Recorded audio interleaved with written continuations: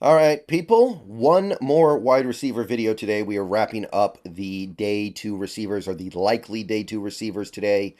And we are going to lead off with a guy that a lot of people talk about, Nathaniel Tankdale. I've gotten a lot of requests about this guy over the last several months. A Houston receiver, 23 years old, a little bit on the older side, also very much on the smaller side. This is a very, very small receiver here, 5'8", 165 pounds. It's not Tutu Atwell, but it's getting close. All right, 30 and a half inch arms, 8.8 and 5/3 inch hands. Like, he is small. And the first thing I'm going to point out here is, for all that lack of size, not that fast. Basically a 4.5 40, just under 4.5. That would be okay for a bigger guy, but for a guy this size, immediately I'm just kind of wondering. Now, the 10-yard split is great, so the acceleration is there. And the 10-foot 1-inch broad, hey, that's nice. That indicates some degree of explosiveness. And I can kind of understand why some big boards really like him. PFF has him in the mid-second. But then you have ESPN. They have him in the late 7th. So kind of all over the place here. The aggregate says third round. Seems like he'll be a third rounder. So I'm kind of going with that. But would I make him a pick in the third round? Let's figure this out. What I can say about him in the positive is the last 2 years he's been insanely productive. He's played in 27 games, caught almost 200 passes for over 2,700 yards and almost 30 touchdowns. You won't find very many more productive receivers than Nathaniel Tankdale over the last couple of years. And he did a good amount of it when he was lined up outside. So, as small as he is, he succeeded as an outside receiver. He played in the slot. He played from the backfield. He was in motion. Houston used him all different kinds of ways. He was a real X factor for that offense, doing all kinds of different stuff, and he had success in a lot of those contexts. And despite being small, he's capable of beating press man coverage.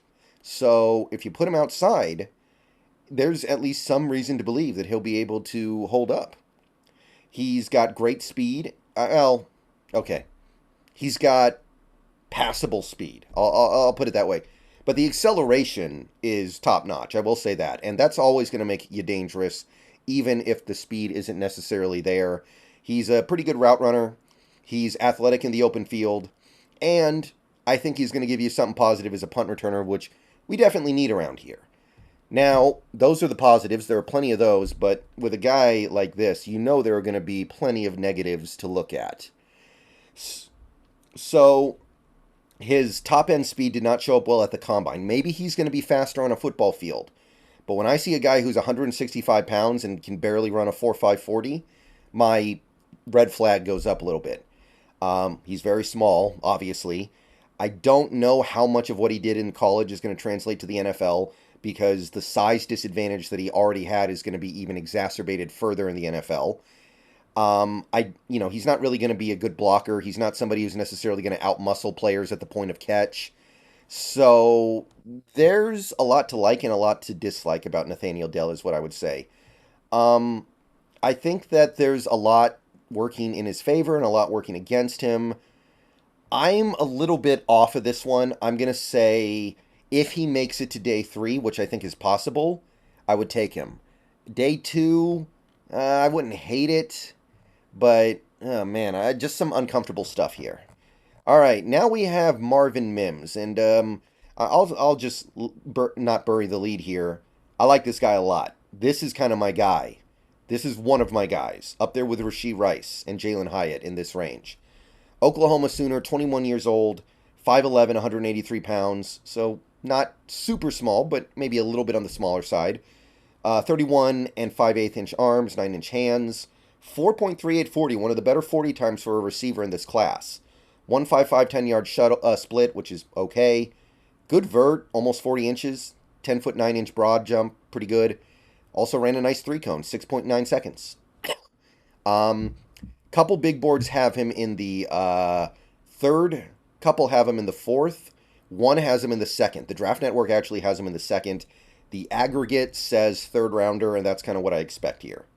Been quite productive the last 2 years. 2022 was his most productive year by far. 13 games, he gave you almost 1,100 yards and 6 touchdowns for Oklahoma. And he's kind of the prototypical slot receiver, but that's okay if you're taking him in the third round. I don't know if Marvin Mims is ever going to be much more than a slot receiver in the NFL, but I do think that that's okay if you're getting him in the third round. That's the difference between him and a guy like Jackson Smith to me. So he's really good after the catch. I mean, he averaged about 20 yards a catch at Oklahoma last year. So he's going to make things happen after the catch. He's a really good vertical threat from the slot whenever I watched him. He's somebody who can run deep routes from the slot, get open, make the catch, make those big plays. He's got pretty good hands, not amazing hands, but they're good enough. He blocks really well. Like, this is kind of a smaller guy. He's not super small, but for his size, I think he blocks really well, which is obviously awesome in this offense. He knows how to read zone defense. He knows how to find the holes in the zone and sit down in them and present himself to the quarterback. He also returned punts at Oklahoma, and we need that. So I look at Marvin Mims, and I go, okay, what am I getting with Dell that I'm not getting with Mims without a lot of the concerns that I had with Dell? So, yeah, Marvin Mims, on top of it all, I think he runs pretty good routes. So this is the guy who's grown on me a lot as a day 2 receiver. Some of the issues with him, he's on the smaller side. He's got a somewhat limited route tree at Oklahoma. I will say, I do think that he has the ability to run all the routes he needs to run because he is quite agile. I just think he needs to actually learn how to do it. And I don't think he'll be much of an outside receiver in the NFL, although I'm willing to live with that in this area of the draft, especially if he's going to be a wizard in the slot, which I think he will be. And there are some things that he did at the college level that just aren't going to translate, but I think enough of it will. So I like this one. I like this one. This one's probably my favorite pick at wide receiver in this draft from a pure value perspective. I'm really confident that Marvin Mims is going to be an awesome slot receiver in the NFL. And you're getting him almost certainly, I think, in the third round. I don't think he's going to be a second-round pick. If he is, that changes the math a little bit. But in the third round, I would rather have this guy than just about anyone else. Maybe Rashee Rice, just because of Rice's versatility. But Mims, I think, will be an awesome slot receiver in the NFL. And I can tell you this right now. If he's available when we're picking in the third round, I'm extremely interested. He's one of my top options. And if this is the receiver we come out of this draft class with, I'm feeling very, very good about things. Okay, we've got one more guy to look at. This is, to me, the last receiver that is likely to go in the second day. There are others that have a chance, but A.T. Perry of Wake Forest is my final day 3 receiver. A little bit on the older side, 23 years old, but he's also a bigger guy, and that's kind of part of the appeal here. 6'3.5", 198 pounds, 33.25-inch arms, nice long arms, 9.25-inch hands.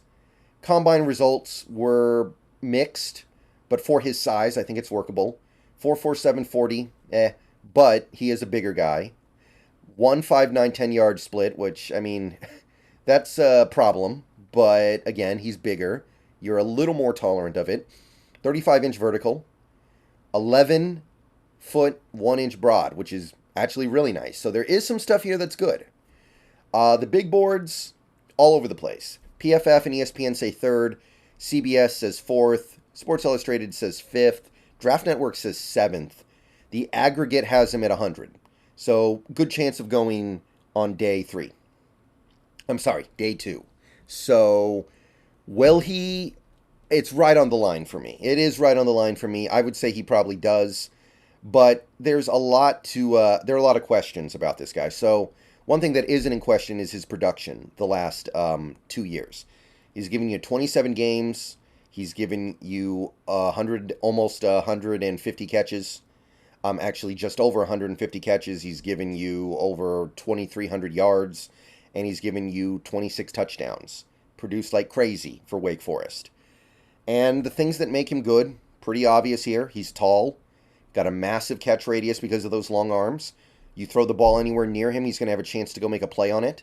He should be really good on jump balls. He's able to get physical at the point of the catch and go up and get those balls that are over his head. He's able to go around and get balls that are a little bit off target. He's got a pretty varied route tree. He actually ran a lot of different types of routes at Wake Forest. Inside stuff, outside stuff, vertical go routes, comebackers. So, varied route tree. Even though he's big, he does have a little bit of speed. He can beat defenders deep. And he seems like he plays the game smartly. He's got a cerebral understanding of zone coverage, is how I put it. It's just those guys who know where to be if they want to be open, because they know where the holes in the zone are. Now, despite A.T. Perry being on the bigger side, he is going to have to prove that he can win physically. Honestly, I didn't see very much good stuff from him as a blocker, and I didn't see that much good from him when he gets pressed. You want a bigger guy to be able to beat press coverage, but I didn't see great reps from him in that regard. His acceleration is really weak. Like, I know he's bigger, but this is kind of a problem here. 159, 10-yard split is not what we want to see. And even though he's got a great catch radius, he does drop too many passes. He is a dropper. So, A.T. Perry, there's definitely some appeal here. He's got that size. I don't know if he'll be able to consistently get open at the NFL level because of the slow acceleration. He speeds up like a tugboat coming out of harbor. So I don't know. I'm not super into this one. If he falls to like round 4, like late round 4, okay. The value's good there, right? I always talk about, at a certain point a player becomes good value. But unless he gets there to that late 4th round, maybe early 5th round range, I'm just not that interested. Too many concerns, too many problems. Okay, that's it for my look at wide receivers that are, I think, likely to go day 2 of the upcoming NFL draft. Let me know what you guys think. I will see you guys later today. Go Hawks.